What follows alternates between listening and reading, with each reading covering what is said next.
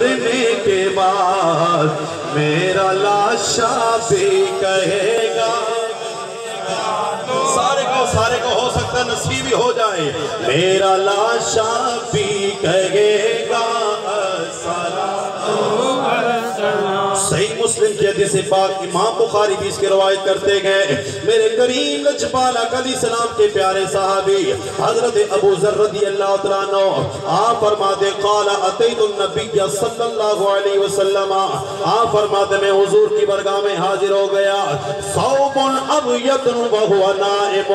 میرے مصطفیٰ آرام فرما رہے گئے، میرے مصطفیٰ سو رہے گئے، اس حال میں کہ آپ نے سفید لباس پہنا ہوا گئے۔ حضرت ابو ذر فرماتے گئے میں واپس چلا گیا، تھوڑی دیر گزری پھر میں واپس آیا، کیا دیکھتا ہوں کہ مصطفیٰ اٹھ گئے، آرام سے آپ اٹھ گئے۔ میرے آقا فرماتے ما من عبد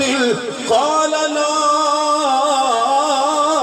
الہ الا اللہ، میرے آقا فرماتے جس بندے کا آخری کلمہ لا الہ الا اللہ ہوا فرمایا دخل الجنہ، وہ جنت میں داخل ہو جائے گا۔ حضرت ابو ذر غفاری رضی اللہ عنہ مصطفیٰ کی برگاہ میں عرض کرتے گئے یا رسول اللہ وَإِن زَنَا سَرِقَا، اگرچہ اس نے زنا کیا ہو، اگرچہ اس نے چوری کی ہو، کیا پھر بھی وہ جنت میں داخل ہوگا؟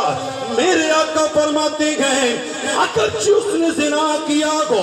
اگرچہ اس نے چوری کی ہو، میرے آقا فرماتے گئے پھر بھی وہ جنت میں داخل ہوگا۔ یہ 3 مرتبہ ثابت عرض کرتے ہیں، 3 مرتبہ پوچھا یا رسول اللہ اگر جو سے زنا کیا ہو، اگر جو سے چوری کی پھر بھی وہ جنت میں جائے گا؟ کہا جی ہاں پھر بھی وہ جنت میں جائے گا۔ اور ایک اور حدیث پاک من قالا، یہ ہم سن رہے تھے